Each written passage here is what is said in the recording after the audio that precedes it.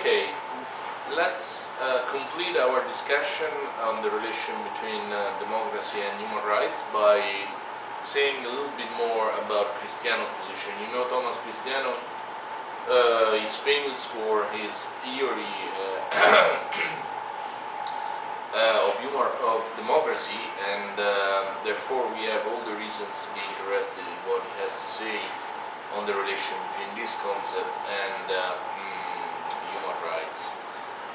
As I announced and anticipated, basically he takes the opposite route of Cohen, but interestingly ending up in the same normative area, so to speak, because the conclusion that both Cohen and Cristiano have, you may say, suggests that there are cases, at least, in which non-democratic peoples should be respected and not be criticized for their violating human rights.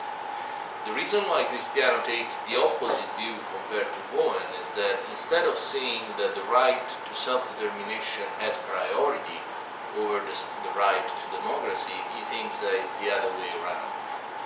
So we think that there is a human right to democracy, exactly what Cohen denied, and part of what we have to see now is why and the justification he has for thinking that there is a human right to democracy. But then he also wants to say that we should not infer from the existence of a human right to democracy the conclusion that non-democratic countries are ipso facto, precisely because they are not democratic, violators of human rights. And we'll see how this goes. The key concept, just to anticipate, it's not a thriller,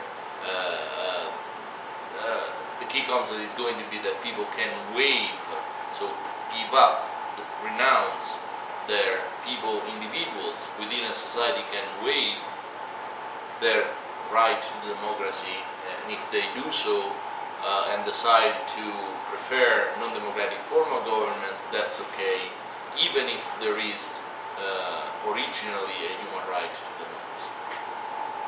Okay, so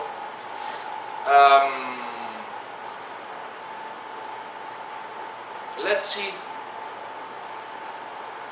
how Cristiano shows that there is a human right to democracy. Even before we start thinking about the potential conflict with self-determination, why does he think that in the list of human rights we should have democracy? Well, he first defends the human right to democracy both on instrumental and intrinsic grounds, what I was mentioning before. He then moves on to the right to self-determination and offers an interpretation of this right as grounded in the protection of the same interest that we protect through the right to democracy, and thereby he establishes that there is no necessary conflict between self-determination and democracy. And the final step of the argument covers the case of the right to self-determination of non-democratic states. And as I said, the paradox, the potential conflict is solved through the introduction of a power to waive the right to democracy in the hands of individual citizens. As he puts it, it makes sense to think that there is a power to waive one's right to democracy, because this power can be grounded in the same interest in asserting control over one's political world that the claim right to democracy is grounded in. So the same normative grounds that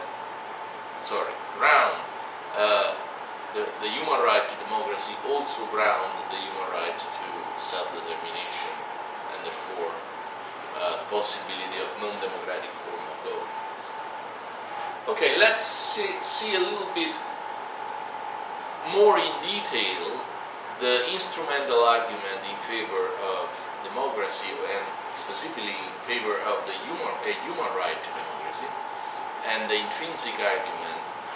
Interestingly, Cristiano makes these points, the intrinsic argument and the instrumental argument, both at the domestic level and at the international level. This means that he offers reasons to believe, well, he offers instrumental reasons to believe that a domestic polity,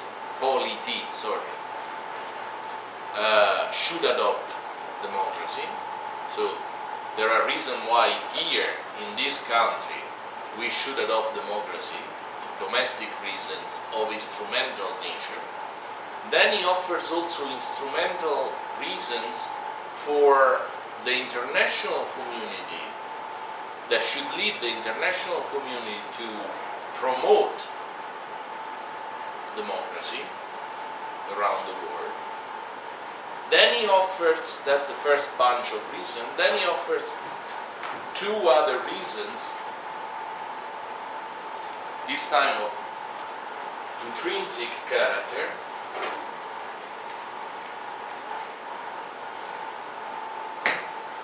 So, human right to democracy,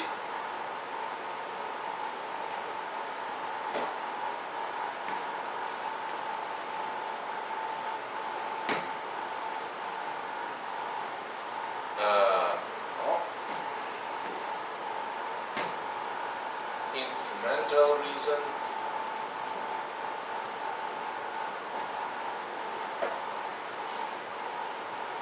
both at the domestic and international level.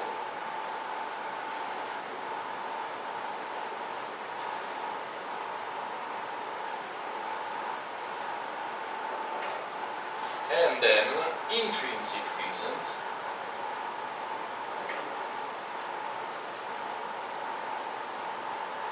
again, both at the domestic and international level. Okay, let's see a little bit these four kinds of reasons. Okay, the instrumental argument. The domestic reasons, they proceed from the premise that democracy is described as it does as a political system in which citizens are equal, there is no discrimination, and there is the possibility to compete for power on equal footing. Democracy is so defined, is normally necessary and reliable in protecting human rights, basic human rights, of a non-controversial kind. So even if you have the most shortened and most prudent list of human rights are Cristiano things, you should have a human right to democracy, because if you don't have democracy, basic human rights are in danger. The human right not to be tortured, the human right not to be killed by the state, not to be disappeared by the state, not to be arbitrarily imprisoned by the states. So this protection to physical integrity and in favor of morally very urgent goods is best protected by democratic form of governance. And therefore, if you care about human rights, you should also care about democracy. If you think that there should be a human right against torture, you should also think that there should be a human right to democracy, because democracy is an instrument, the instrumental dimension, for lack of torture in your society. Now, interestingly, Cristiano at this point says the following: as with any instrumental argument, we must be modest in our claims. I mean, what is the basis of this relation between, of this idea that democracy is the best, guarantee for avoiding torture, avoiding arbitrary imprisonment, avoiding being killed by the state? Empirical evidence. Okay, so you compare the amount of human rights violation in democracy and in non-democracy, and you see that these basic rights are less respected in non-democracies than in democracy. So it's always a comparative dimension. There is no country in the world that is free of human rights violations, but in comparison, these human rights are better protected by democracy. And there is Cristiano is true, there is a rather unanimous and thick empirical literature that shows that this is the case. But he inserts this caveat: as with any instrumental argument, we must be modest in our claims. I think the evidence gives good reason to think that democracy is normally necessary and reliable in protecting the basic human rights of physical integrity. It allows for outliers, and it is possible that the reasoning, but it allows for counterexamples, and it is possible that the reasoning will be defeated at some point in the future. But for the moment, we can claim with justification that democracy has these remarkable effects.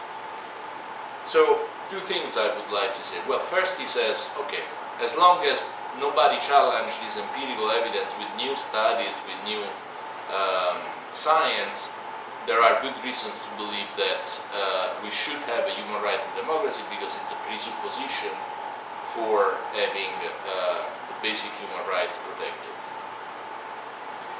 The other thing is, it's interesting whether, it's not clear whether Cristiano thinks that democracy is a necessary condition or a sufficient condition for having these human rights respected. Because I think he should say that it is a sufficient condition, not a necessary one. In other words, you know the difference between necessary and sufficient condition, right? Okay, so if he said, which he doesn't in fact, that democracy is a necessary condition for the protection of basic human rights, then he would have no longer any room for allowing non-democratic form of governance, because at that point it's not possible to have basic human rights protected and non-democratic form of governance. But if he said, which he also doesn't, but I think should have, that democracy is a sufficient condition for having basic human rights, that's okay, that's compatible with his idea. Precisely because it could be the case that once you have democracy, you have the guarantee that these basic human rights are not violated. But it doesn't mean that democracy is the only instrument that you have, that you may have, in order to have these basic rights guaranteed. Do you see the difference?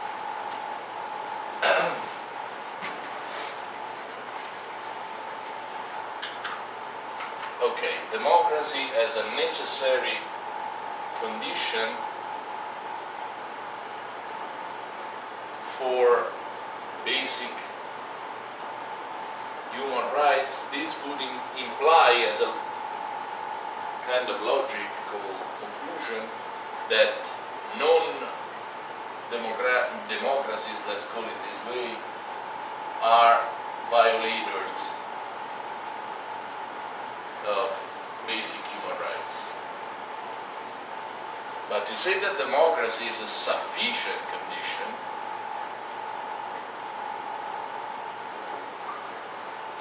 for basic human rights,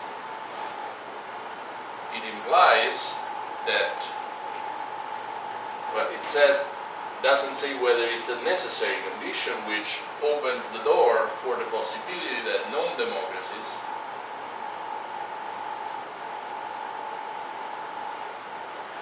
may not be human rights violators.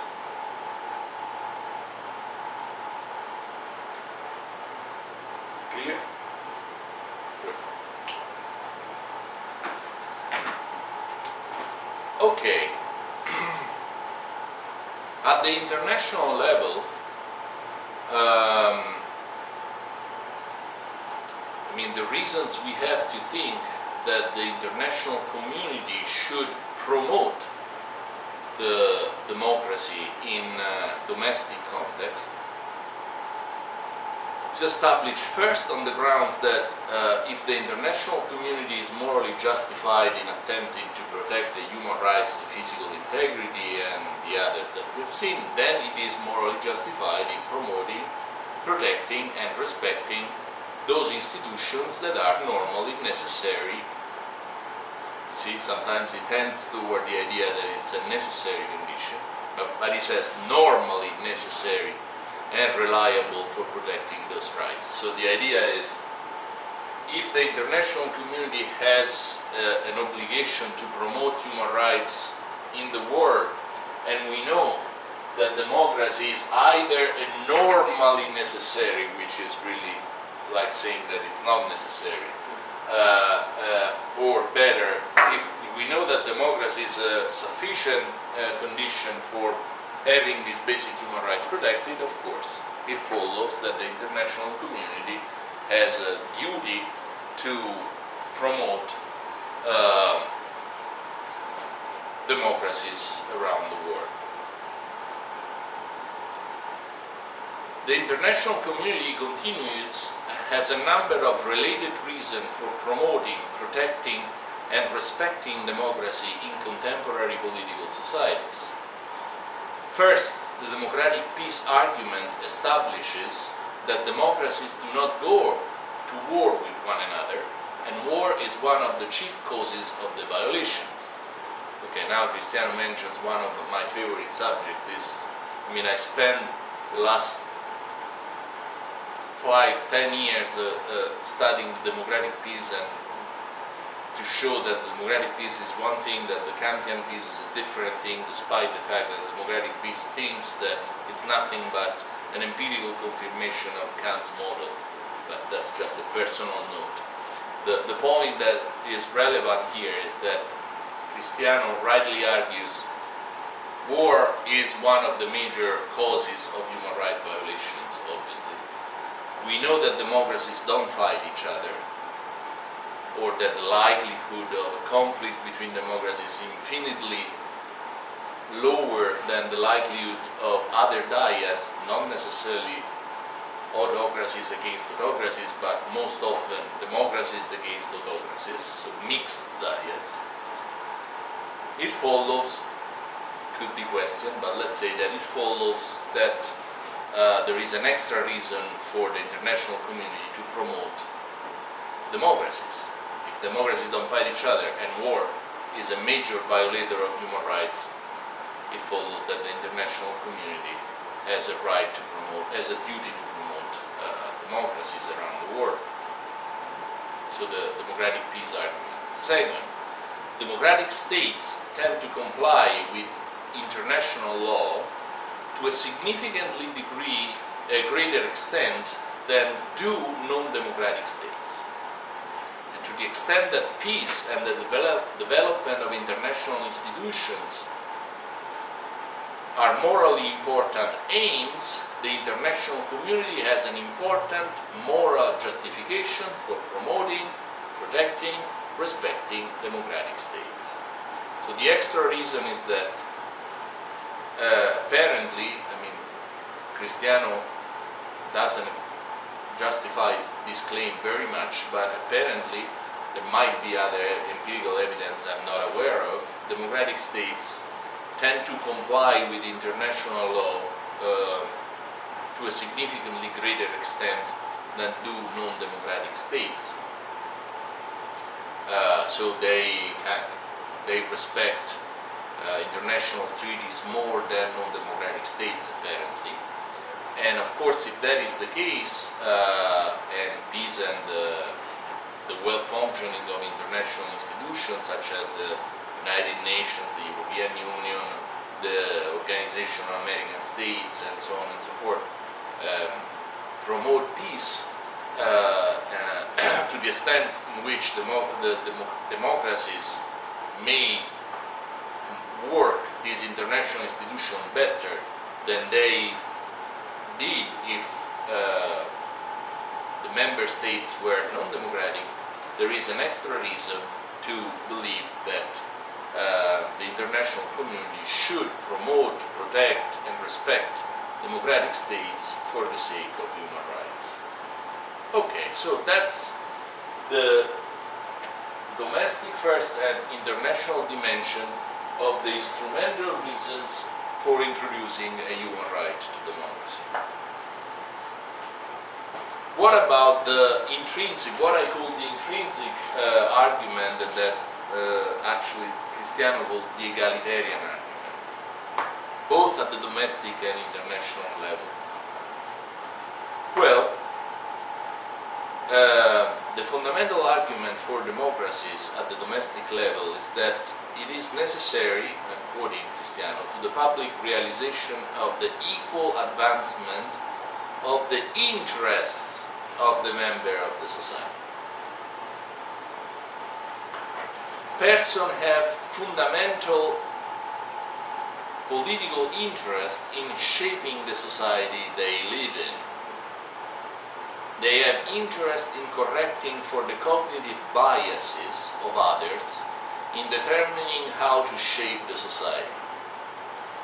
They have interest in being at home in the world they live, and they have interest in being recognized and affirmed as equals.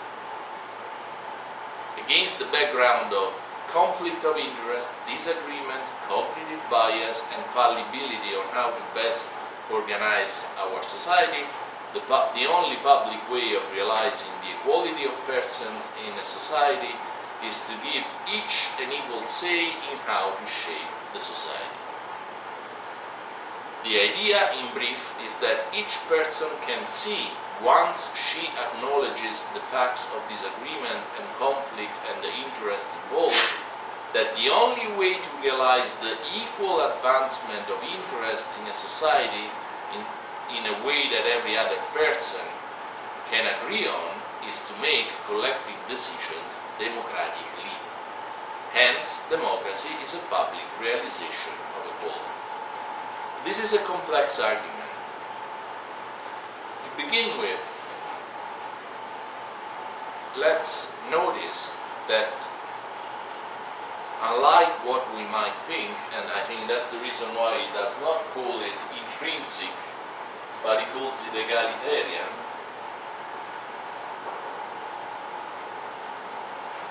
is that it's not a deontological argument in favor of democracy.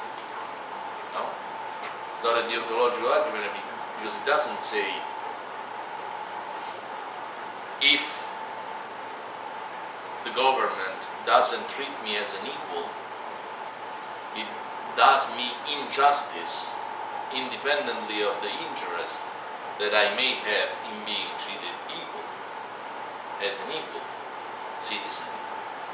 That would be a deontological argument, right? I mean, I don't care whether through being treated as an equal you protect my interest better, worse.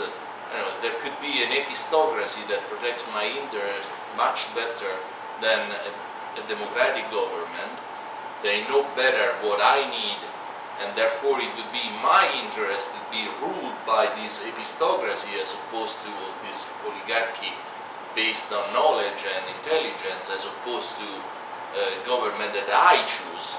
But still, I want to live in a democracy because this is the only way in which you respect me as an equal person. That would be the deontological, intrinsic argument in favor of democracy, right? But this is not the argument that Cristiano makes. The argument that Cristiano makes is that it's only through democracy that my interest can be effectively defended. Persons have fundamental political interest in shaping the society they live in. I mean, so For example, it makes this argument about correcting cognitive biases, right?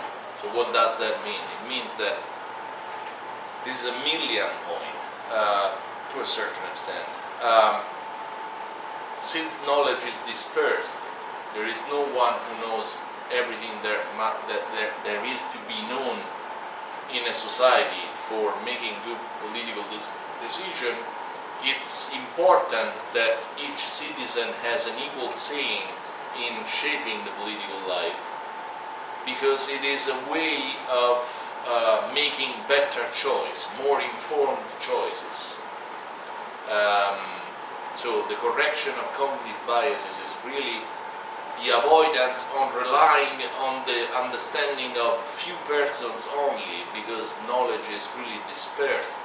It's a Millian/Hackian point. Is dispersed, and therefore we need to hear more from different sectors of the society. So again, think about Italy. I mean, sorry if I keep on repeating.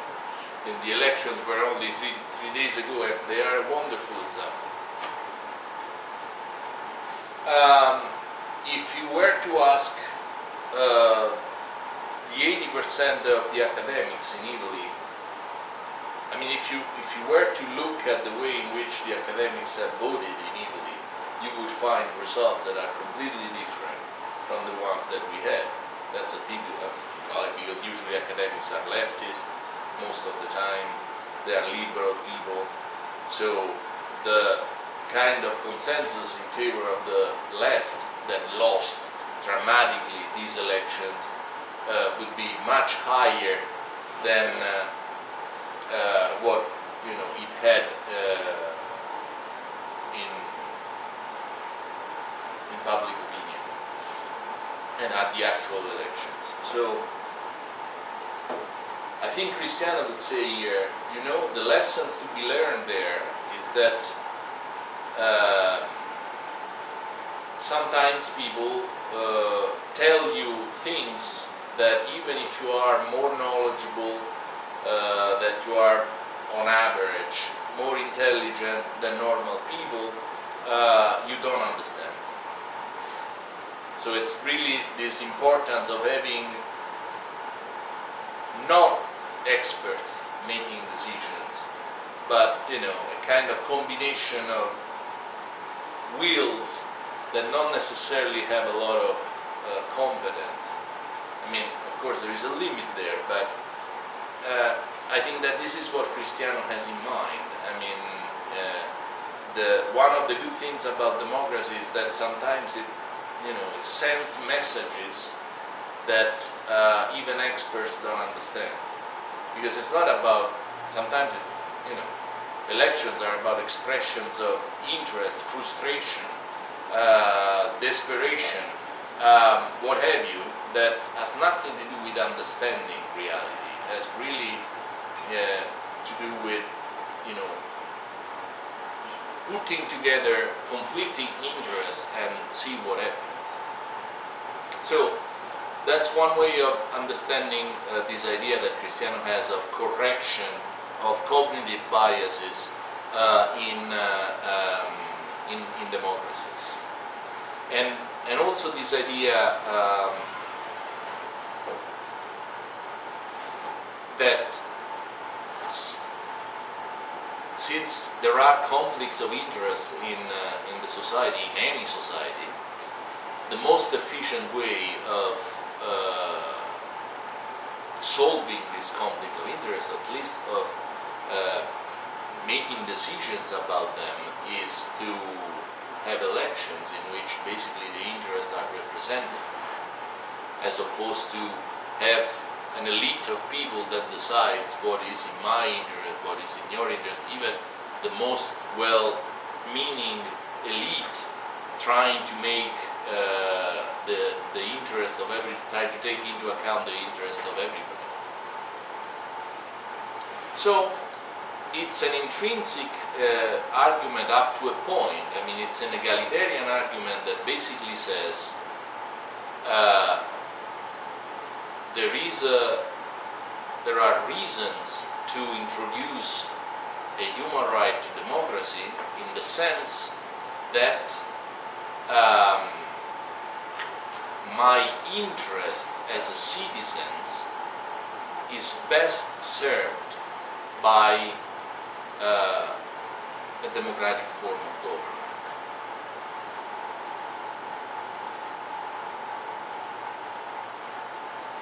The international dimension of this argument is the following.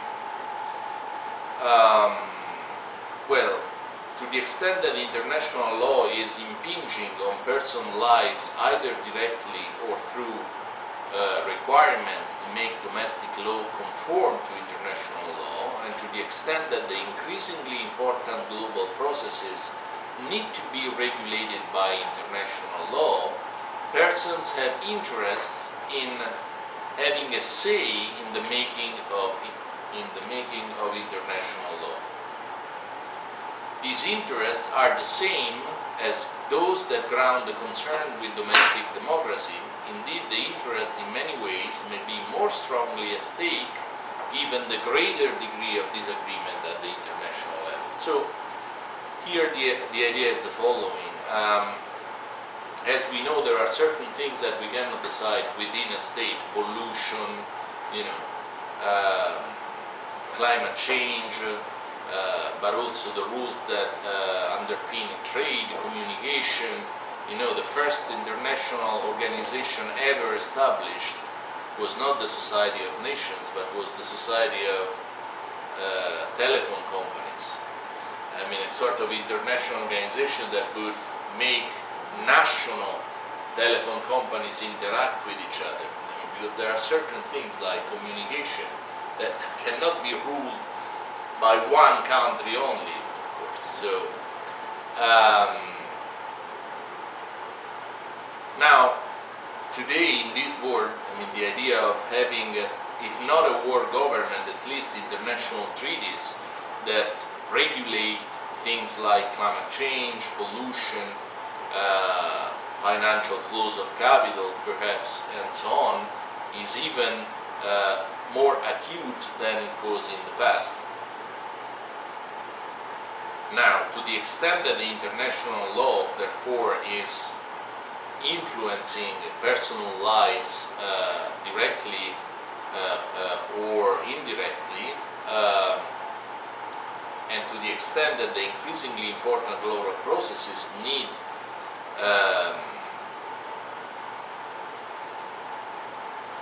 to be regulated and people having a say in the making of international law, it follows that the international community has an intrinsic reason to promote democracy, because it is only by promoting democracies that you indirectly promote a well-functioning international treaty, which in turn is the only way we have, short of world government, to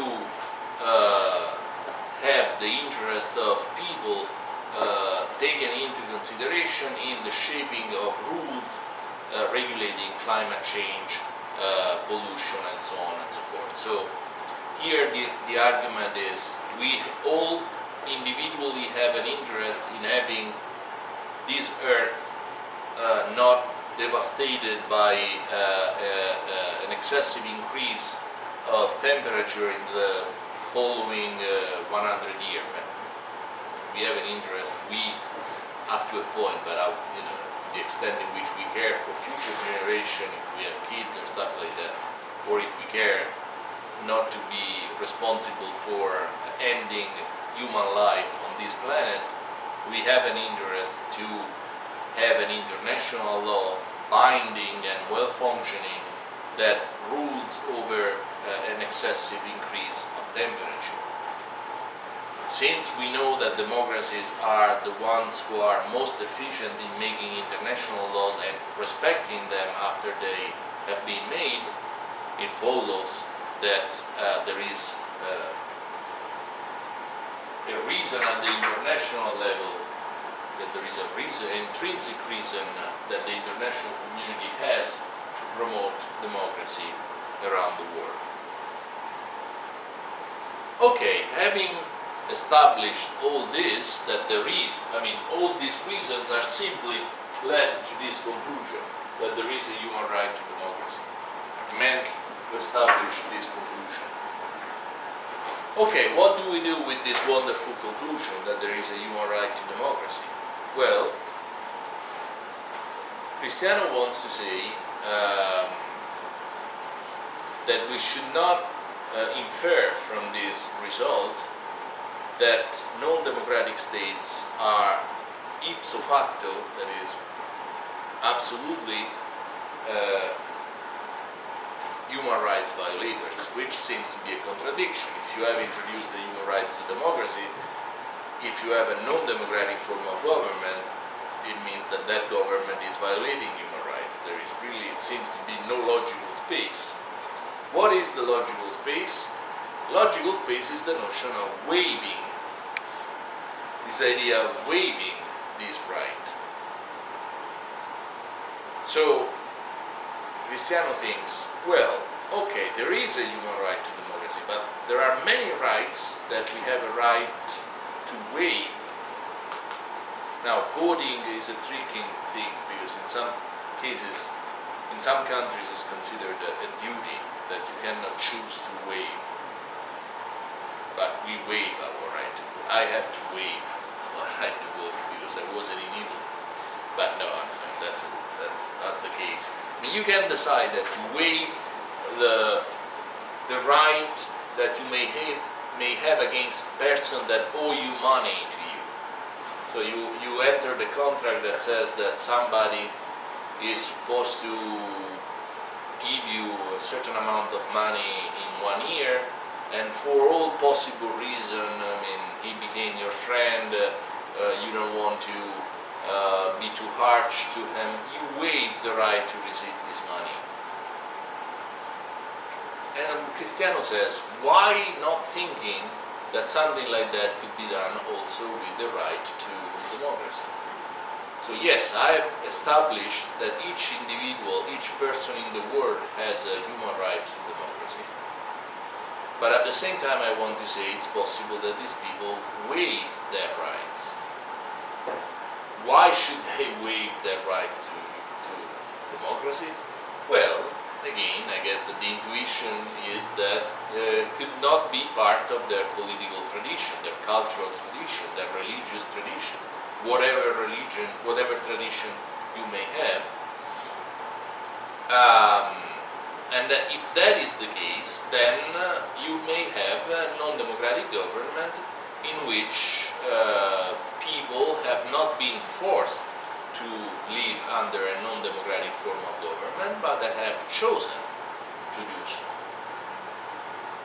Okay, yeah, that's certainly possible, but Cristiano himself recognizes that in the modern world, at least, this could be just an abstract possibility, abstract in the sense that it's very unlikely that at least each and every member of a society waives this right, because that's what it takes, right? The right is attributed to individuals. So if you introduce the notion of waiving this right, it means that each, it's like, that reminds me, I don't know if you live in a, I don't know in English there, in a condominium, with other people, no? That you have to make decisions that are to be taken together. Some of these decisions have to be taken unanimously. So, for example, when you want to sell the part of the common property, it's not that the majority of the owners within that building can decide that they sell that part of common property. Each and every owner has to agree that we are going to sell that, I don't know, roof or garage or what have you. It will never happen. Believe me, unless you are 4 people in the condominium. But I live in a bigger one with 60 people. Nothing that requires unanimity is going to happen. So imagine, in a society in which each individual has to decide to do something that allegedly, even according to the arguments that Cristiano has given us, it's pretty much against his or her interest. So,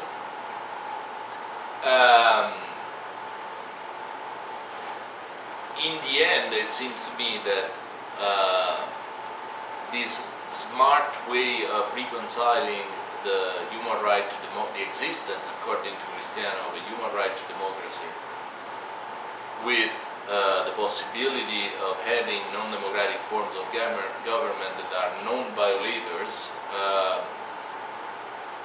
is logically sound but empirically very dubious.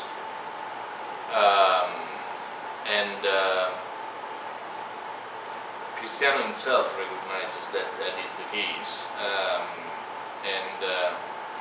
therefore I don't know whether this is a line, if you really want to say that the international community should not start criticizing openly or even sanctioning openly countries simply because they are not democratic. I don't know whether this is the way you want to go. Because if you start from the existence of a human right to democracy, then it's at least practically impossible to come up with the conclusion that you should refrain from making public criticism against non-democracies. Is that clear? Are you just tired or you lost me? Because I see faces that do not, convey the idea that you are with me, which could be just a sign, a legitimate sign of being tired. But if something is not clear, tell me. I just found very strange to say that we have two necessary conditions, and I think that they are necessary because he's using the word jointly sufficient, and I cannot see two sufficient conditions for anything. For instance, I am a Brazilian, okay?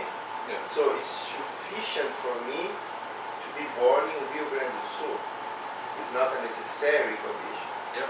But if it's a sufficient condition, it's just one. I don't need two to things may be jointly sufficient for a certain result. But then each of them is not a sufficient condition. Yes, but course. put together, so yes.